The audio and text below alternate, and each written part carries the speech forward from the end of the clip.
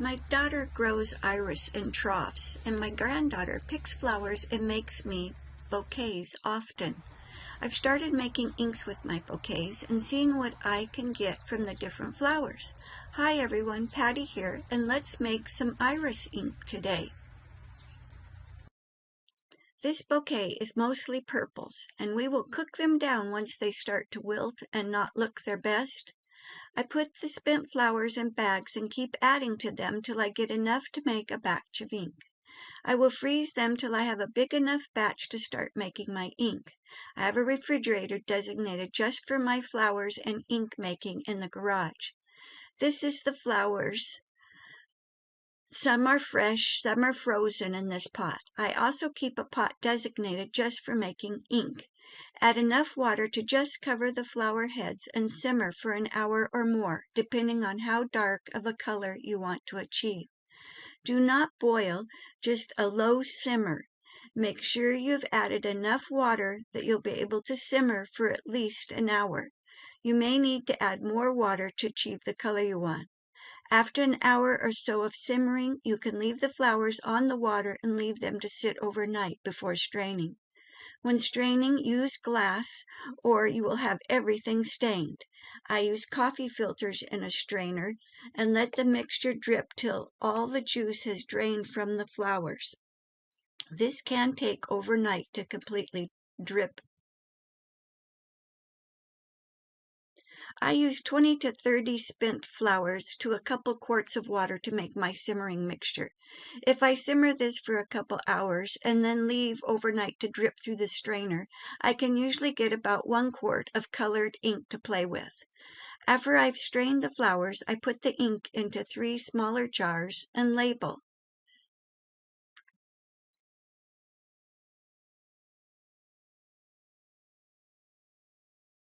I like to experiment with my different ink mixtures and see what colors I can come up with.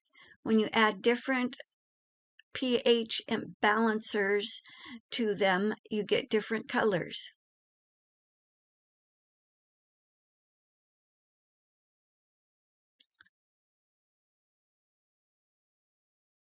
It may take a while to drip. I love to swatch the colors on a piece of watercolor paper and date to see what the color looks like after it dries. This one I've added 1 teaspoon of alum with 3 tablespoons of soda ash.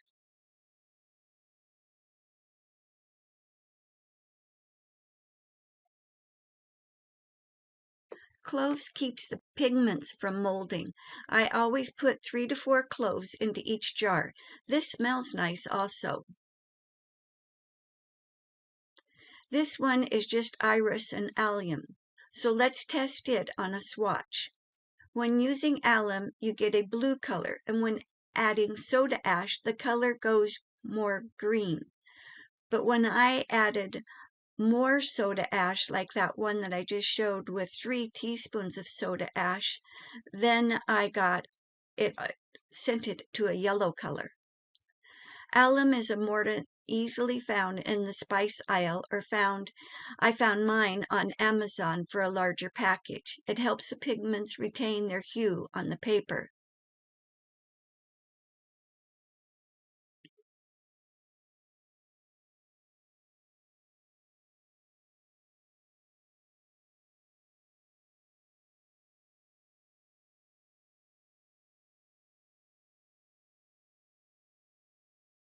This one that is just the iris cooked down, of course with my cloves, has kind of a darker tint. It's almost a purple color.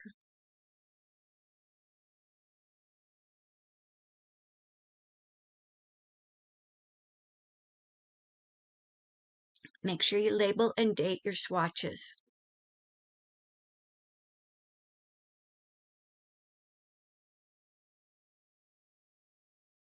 I've separated my yellow iris and want to make just the yellow and gold iris into ink.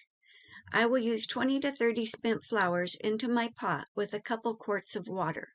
You can always make a smaller batch. Just use enough water to cover the iris and let simmer till you get some color. You have to push the flowers down as they will float to see how much water you have in the pot.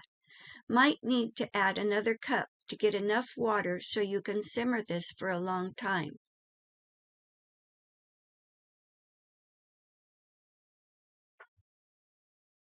I've got about a couple quarts of water in this, because I expect I'm going to have to simmer this for quite some time to get any color off these light colored flowers.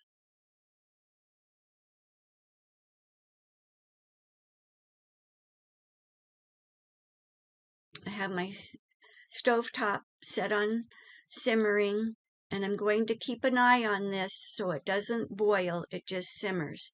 I decide I want to add another cup of water.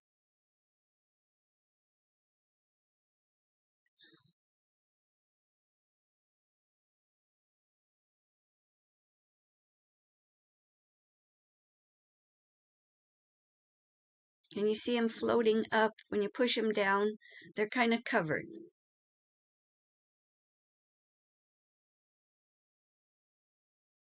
The yellow iris I have simmered for over an hour. Added the alum to the warm mixture and stir it in. I have decided to let this mixture sit overnight on the flowers to see if I can pull more pigment from the flowers.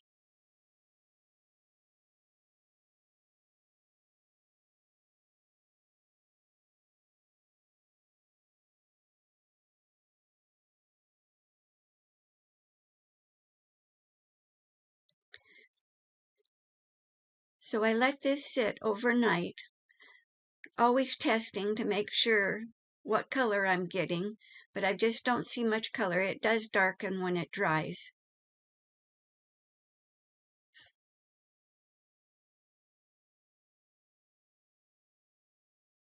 Natural inks are never a vibrant color, more muted and faint tints. The next day I strain my mixture from the flowers and see what I have. I keep the coffee filters after I have strained the mixture and use them in my collages after they have dried.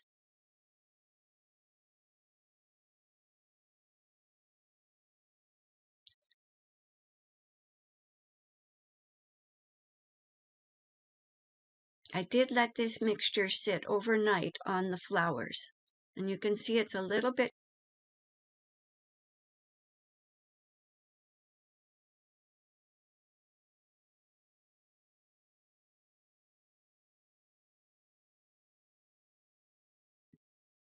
It will drip through the strainer and the filter, and I'll let that sit overnight dripping.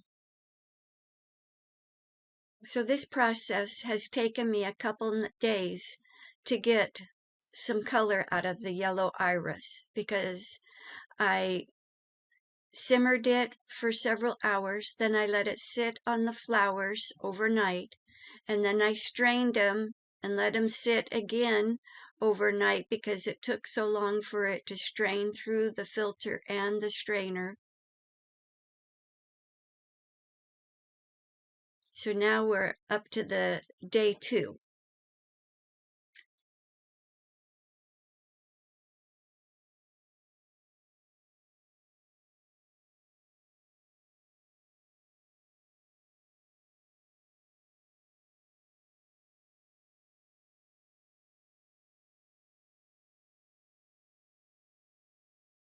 I like to try different additives to my samples, so I separate my ink into 3 smaller jars.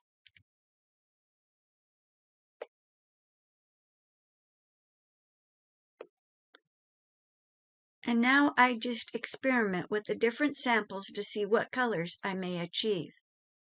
Your goal should not be set on the amount of ink you make, but rather a color and consistency that feels right. If your ink is too thin, keep cooking. If your ink gets too thick, add a bit more water. It's pretty hard to ruin an ink. Sometimes a very faint ink can become a favorite. I also took a class from Aurora Borum at jeannieoliver.com. This class was called Forged and Found. This was a great class.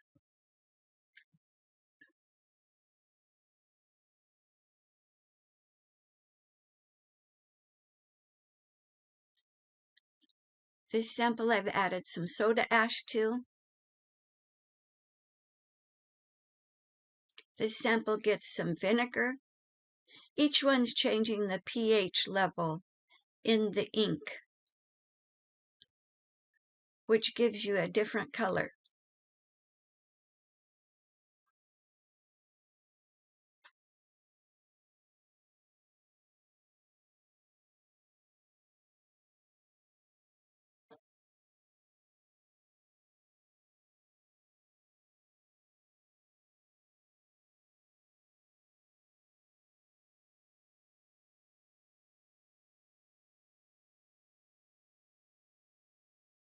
Don't forget to label each swatch with what you've put in it and date it also, because you might want to see if the color fades, and you might want to add some kind of fixative over the top of your project when you finish your project to keep the colors from fading.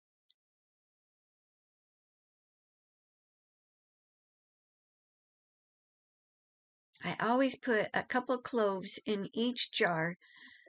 That's way too many. Just 2 to 4 cloves in each jar to keep it from molding, and it really smells nice too. I label my jars, I date them.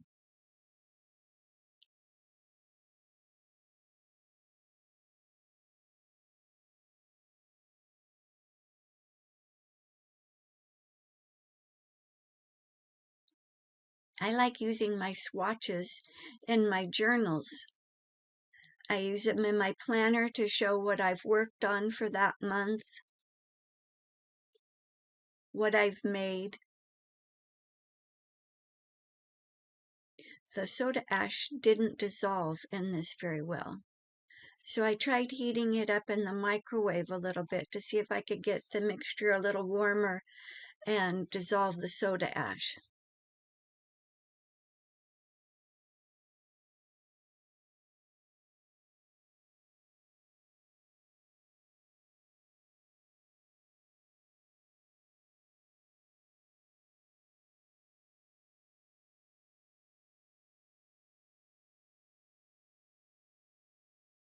Write down on your labels anything that you might think, if you want to make them again, what you did so you don't forget. There, I've gone to the microwave and melted the soda ash and added it in there. It didn't really change the color. I did check it, but it didn't really change the color much. I decided on one of them that I would add more soda ash to see if I could change the pH even more, and it did send it to kind of a yellow color.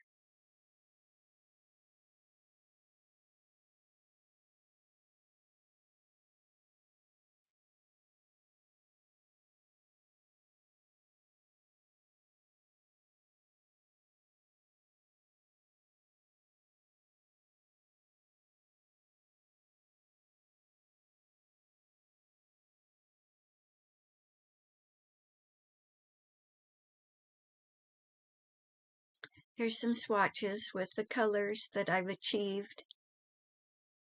I kind of like all 3 of these. This is a book that got me started in making ink, and then, like I said, I took the class. I'm always on the lookout for small, unique jars to put my finished inks into when I get the one I want to keep perfected. Some are failures and I don't need to bottle them. I sell my inks at a little shop in downtown Kennewick with glass nip pins. I will be adding some of my dried papers on my Etsy shop. No 2 are ever the same and always unique. Let's make some pages for our journal with a few flowers I've collected from my garden. I have watercolor paper that I've used a paintbrush and covered the whole page with water to saturate the paper. Place flowers, leaves, and don't forget your weeds because they have a lot of interesting color and texture. I just drop the color onto the page where I have the flowers and leaves laid out. I'm using my copper inks and my yellow new iris ink. I wanted a dreamy color with a seafoam green and pink color. I used an oxide ink in lipstick, a re-inker, to get the pink color. The dark color is walnut and oak gall, which gave it a textured, grainy, dark look. Leave the flowers overnight on the paper till the page has dried, or leave in the sun till dry. I arranged impatiens, milkweed, juniper, bleeding heart, heuchera or coral bells, miniature roses, and chives on my paper. I can't wait to use these in my journals.